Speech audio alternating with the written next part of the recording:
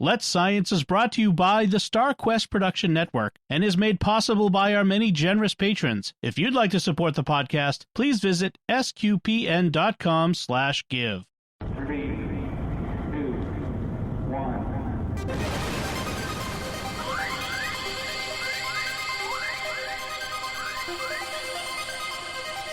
We live in a universe of scientific wonders. Every day, scientists are inching towards breakthroughs which can change our lives. We're playing our small part in sharing these wonders with you. That's why today is a fine day for science. So let's science.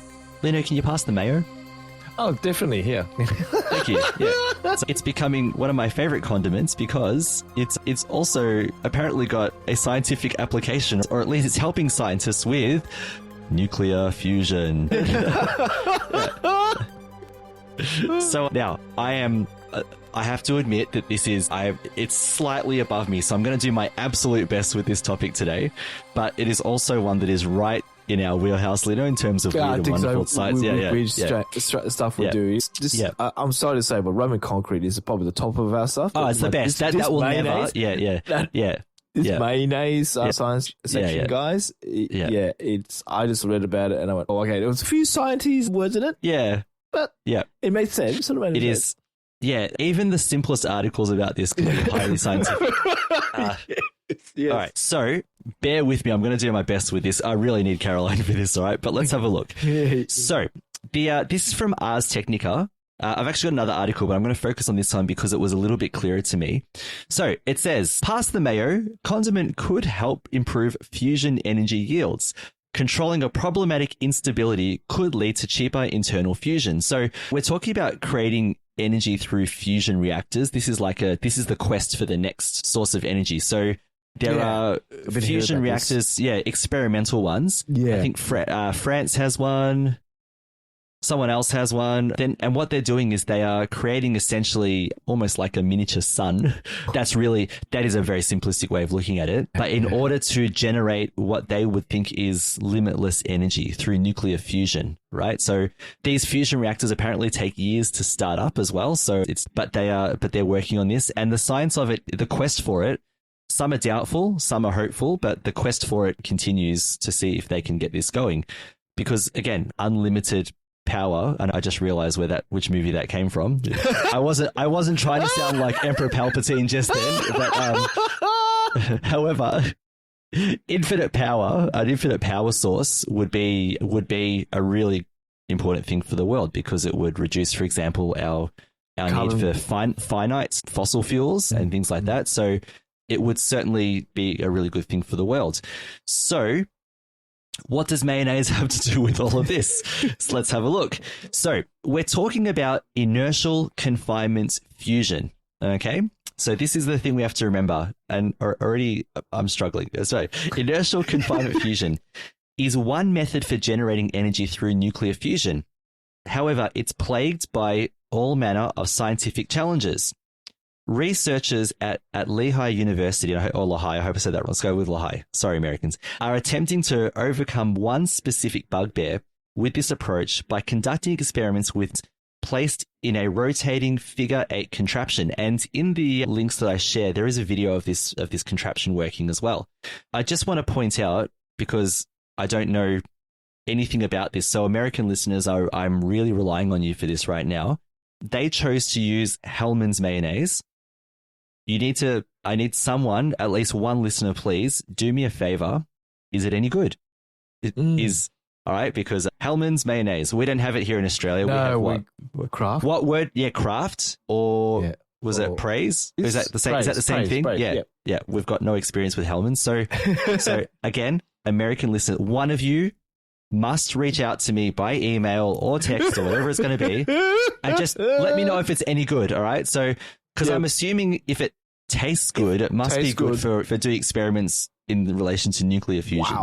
Wow. All right. So I'm holding you to that. Otherwise, I'm coming to America. I'm going to come to America and ask someone if no one gets to me. All right.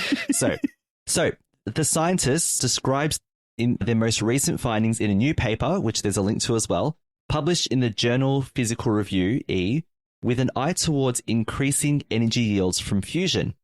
So the work builds on prior research in the Lehigh Laboratory of mechanical engineer Banerjee, who focuses on investigating the dynamics of fluids and other materials in response to extremely high acceleration and centrifugal force. So this is the key thing, right? It's about the dynamics of fluids in responding to high acceleration and centrifugal force. This is where the mayonnaise comes in. Yeah, okay. So in this case, the team were exploring what's known as the instability threshold of elastic plastic materials, and this is where it lost me, so I'm doing my best now, right? So it's the integrity of a material, essentially, right? So scientists have debated whether this comes about because of initial conditions or whether it's a result of a more local catastrophic processes. So the question is relevant to a variety of fields, including geophysics, astrophysics, explosive welding, and yes, internal confinement fusion, which is the one that we're really focused on. So what is internal confinement fusion, just to make things a bit clearer?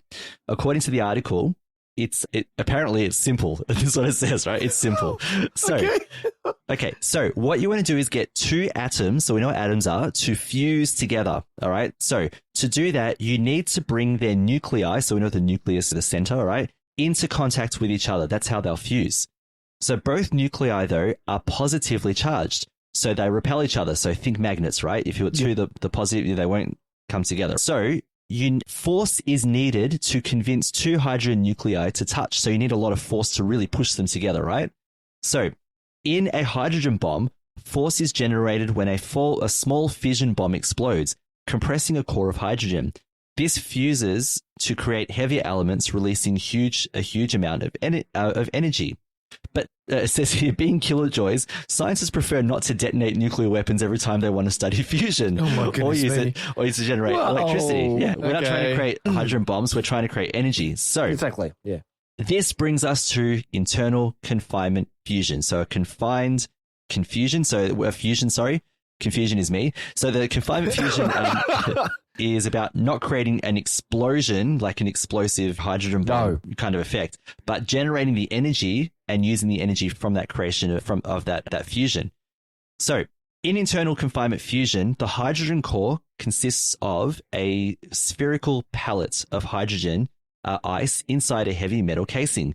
The casing is illuminated with powerful lasers, so sci-fi, which burn off a large portion of the material. The reaction force from vaporized material exploding outwards causes the remaining shell to implode.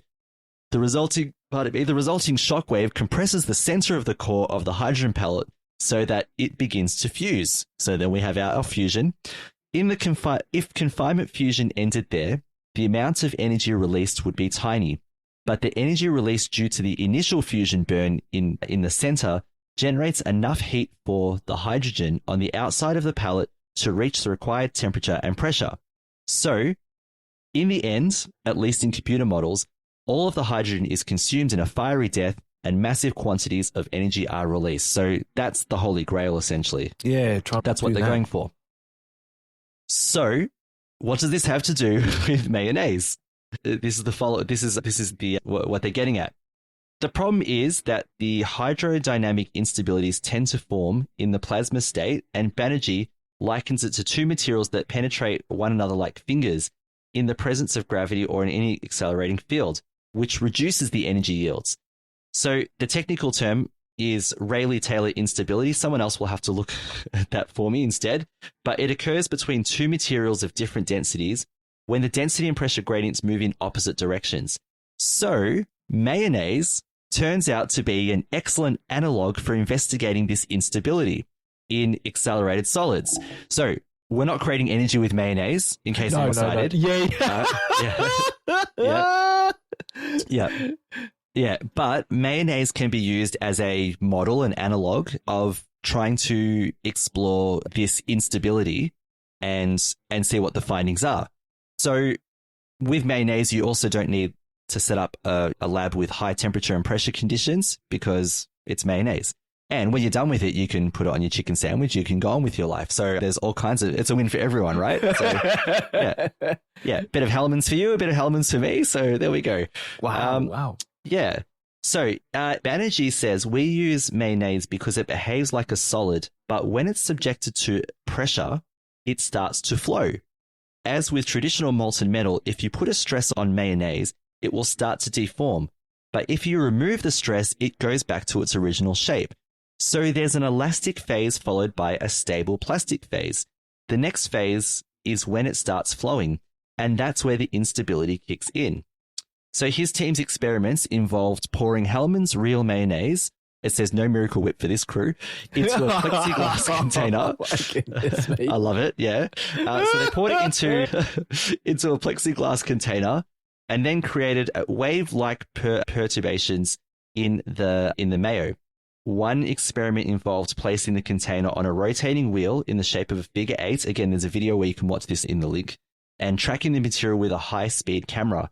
And what's really cool is that when you see the machine working, little labels pop up and you can see what's what, which part of the machine, where the camera is, where the mayo is and everything. So it's really cool. So with this high-speed camera, they can then use an algorithm to analyze the footage that they see. Their results supported the claim that the instability threshold is dependent on initial conditions, namely amplitude and wavelength. So this latest paper should shed more light on the structural integrity of fusion capsules used in inertial confinement fusion, taking a closer look at the material properties, the amplitude and the wavelength conditions, and the accelerated rate of such materials as they hit the Rayleigh-Taylor instability threshold. So this will help scientists where does it, because when we do these kinds of strange science topics, we always talk about what's the application, right? So this is helping scientists to learn more about that phase transition from elastic to stable phase. And if they can learn more about that, they can start to control the conditions and maintain either an elastic or plastic phase and avoid instability. Yep. Yes. So, and then they can produce energy, right? So Banerjee and his team were able to identify the conditions to maintain the elastic phase, which could inform the design of future pellets for inertial confinement fusion. So again, this is mayonnaise, as they all acknowledge. This is not creating nuclear fusion, but Banerjee says that he's nonetheless hopeful that future research will improve the predictability of just what happens within the pellets in their high temperature, high pressure environments. And he said, we're another cog in the giant wheel of researchers, and we're all working towards making inertial fusion cheaper, and therefore attainable. So it does take many scientists to get these things right. So many people working on the problem. So what do you think? Pretty creative using mayonnaise to try and... Oh, it's great, man. Look, if internal fusion for power, yeah, that's another step for us. I think we in Australia, we have... nuclear power, is that correct, Lindsay? Yeah, so it's nuclear fusion as opposed to nuclear fission. Yeah, that's right. Okay. That's a great step. You get endless power like that and save the planet without using all the fossil fuels. Yeah. Why not? I just hope that there's no any mishaps. That's all I can say. Yeah. Just be careful. Yeah, I hope they're very careful with it, that's all. So for sure, with the mayonnaise, there won't be any mishaps. I think with the nuclear fusion, the conditions are very controlled from the news reports that I've seen, because it's quite interesting. And again, there's debate about whether it will take or not. But if it does, if they can solve this problem, again, unlimited power. Yeah, exactly. Yeah. Now, and this is the very non-scientific part of this segment now, okay? Because when you read an article that has a headline, and this is the other one I used, scientists say secret to fusion may lie in Hellmann's mayonnaise, sometimes you make the mistake of scrolling down too far and coming across the comments, right? Oh, no. So just for a few giggles, here's a couple of things that came up. So one person said, the research is all well and good, but so there's an elastic phase followed by a stable plastic phase is not what I want to hear when talking about my mayonnaise. Yeah. That's the first one. So here's another one. So now we know who's been using all the Hellmann's, followed by about 10 angry faces. Just a couple more. Douglas Adams would be proud. This sounds like it comes straight out of Hitchhiker's Guide to the Galaxy. Yeah, I can't remember the episode, but I remember there was a mayonnaise thing. Oh, God. Yeah. So we've got a bit of competition in this next one. I personally believe that Duke's is the best and far superior to Hellmann's. It's got twang. to which someone replied, too much twang ruins the sandwich. So I really love some of these comments. They're really good. So well done for being good sports. Yeah. And the last one, where is it? That's a headline I'd expect to see in Mad Magazine. For those of us who are old enough to remember. For those of us who are old enough to remember good old Mad Magazine. Yeah. I wonder if they used mayonnaise in Spy versus Spy. I'm sure there was a. I could probably did there. But not in that sense, I think. Maybe somewhere else. Oh. Let's Science is brought to you by StarQuest Media and is a fortnightly podcast that brings you the scientific wonders of our universe from a distinctly Catholic point of view. For more from Caroline, Lindsay, and friends, listen to the StarQuest show, Catholics of Oz. Find links from today's show at sqpn.com/science. And find the Catholics of Oz at sqpn.com/Oz. Be sure to follow the show in Apple Podcasts, Google Play, wherever you can find podcasts, or on the SQPN YouTube channel. The generous donations of our patrons at sqpn.com/give make it possible for us to continue Let's Science and all the shows at StarQuest, which makes our nonprofit mission possible. You can join them by visiting sqpn.com/give. Join us next time for more scientific wonders, and thank you for listening to Let's Science on StarQuest.